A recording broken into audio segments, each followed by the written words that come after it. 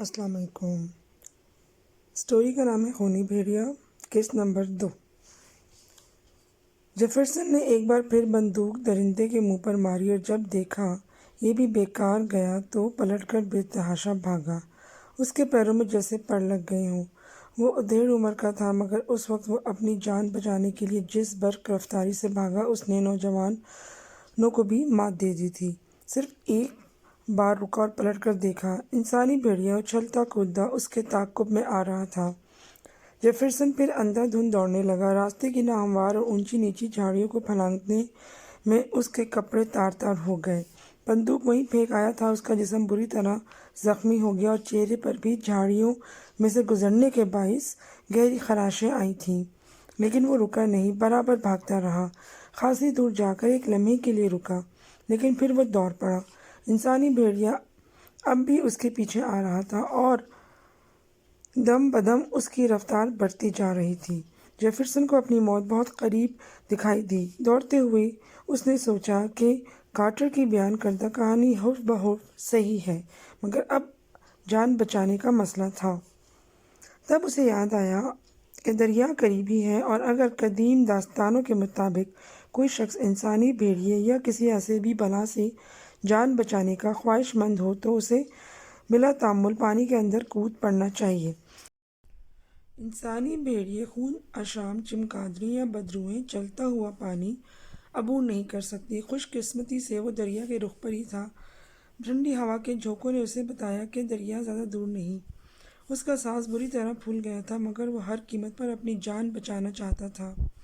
اسے معلوم تھا کہ اگر وہ انسانی بھیڑیے کے ہاتھوں مارا گیا تو خود بھی انسانی بھیڑیا بن جائے گا اور یوں ایک لامتناہی سلسلہ چل نکلے گا۔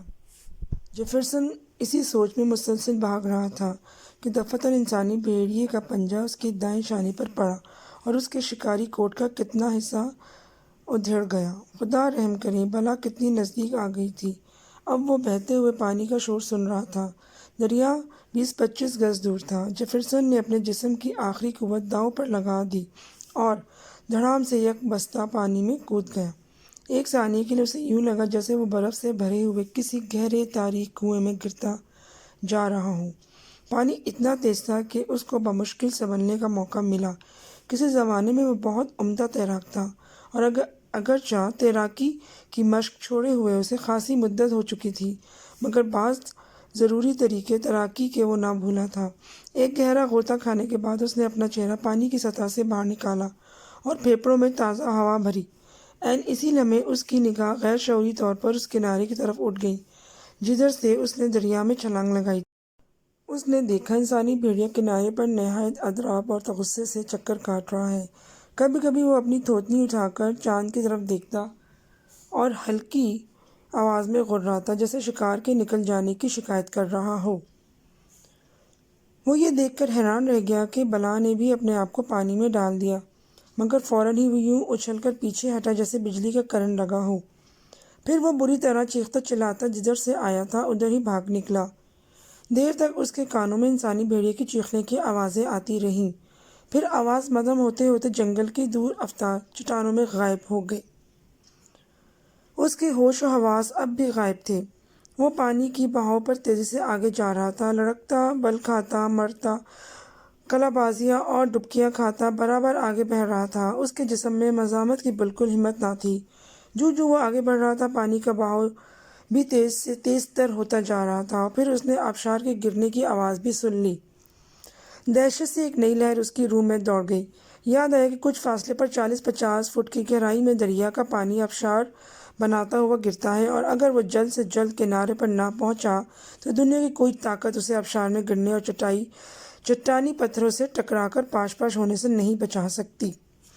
پانی اس قدر یک بستہ اور تیز رفتار تھا کہ کنارے تک پہنچنا ممکن ہی نہ تھا۔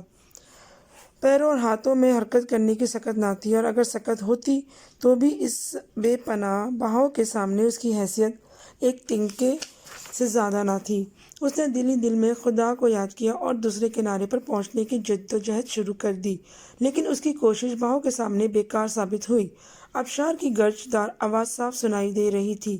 جیفرسن نے نگاہ اٹھا کر سامنے کی طرف دیکھا۔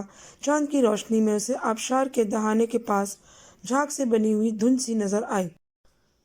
جیفرسن نے نگاہ اٹھا کر سامنے کی طرف دیکھا۔ اس کے سامنے بچا ہوا کوئی راستہ نہ تھا۔ کنارہ کم از کم 40 فٹ دور تھا۔ کاش کوئی سہارا ملتا۔ وہ اپنی بیوی اور بچوں کو یاد کر کے اس کی آنکھوں میں آنسو آ گئے۔ ایک ثانیے کے اندر اس کی گزشتہ زندگی اسکرین پر چلنے والی فلم کی مانند تیزی سے گزر گئی۔ اسے یاد آیا کہ زندگی میں کسی کو بھی نفع نہ پہنچایا، سارا وقت کھیل تماشے اور سیر شکار میں بسر کر دیا۔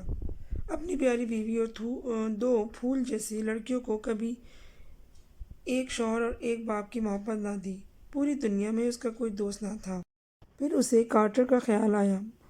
کارٹر جو نہایت شریف آدمی تھا اور جس کا جوان بیٹا جنگل میں کسی حادثے کا شکار ہو کے مر چکا تھا۔ وہ کہتا تھا کہ اس کا بیٹا انسانی بھیڑیا بن گیا ہے۔ یہ کہانی سن کر جیفرسن نے اس کا مذاق اڑایا تھا۔ یہ سب باتیں اس کو یاد آئیں اور یہ احساس ہونے لگا کہ وہ کتنا ظالم شخص ہے۔ اب اس کی سزا ہے کہ وہ آبشار میں گرے اور اس کے جسم کا ایک ایک عضو الگ ہو جائے۔ اس نے اپنے آپ کو لہروں کے رحم کرم پر چھوڑ دیا۔ انسانی بھیڑیے کی صورت میں اس کی آنکھوں کے سامنے رقص کرنے لگی۔ اس نے سوچا ممکن ہے کہ اس کی زندگی کچھ دن اور بھی باقی ہو اور شاید اسی لیے انسانی بھیڑیے کے شکار ہونے سے بچ گیا ہے۔ ممکن ہے قدرت مجھ سے کوئی کام لینا چاہتی ہو۔ آبشار میں گرنے کے بعد بھی شاید میں زندہ رہوں، اگرچہ اس کا امکان 100 میں سے 1 بھی نہیں۔ اس نے بہتے بہتے پھر دوسرے کنارے کی طرف دیکھا اور مایوس ہو کر آنکھیں بند کر لیں۔ وہ بے حد تھک چکا تھا۔ اس کے اعصاب جواب دے رہے تھے۔ یک بستہ پانی نے اس کی رگوں میں واقعی خون جما دیا تھا۔ اس کے علاوہ پانی کا بہاؤ جس کے سامنے وہ بڑے سے بڑا بند باندھنا بھی ممکن نہ تھا۔ آبشار کے گرنے کی آوازیں اب کانوں کے پردے پر پھاڑ رہی تھیں۔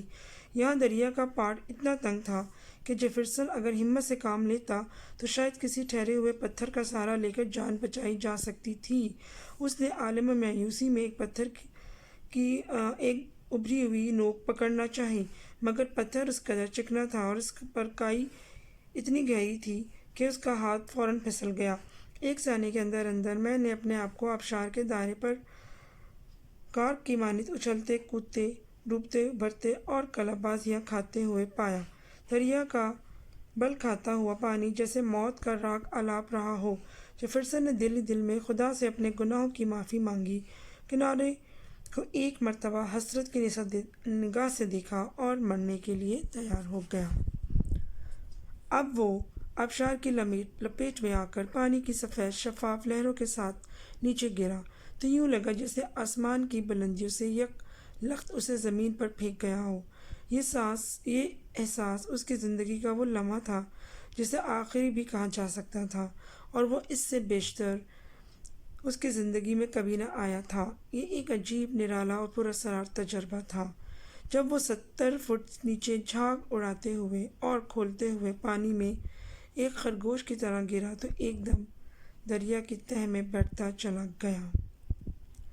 اس کی ناک اور منہ کے راستے معدے میں خاصا پانی داخل ہو چکا تھا۔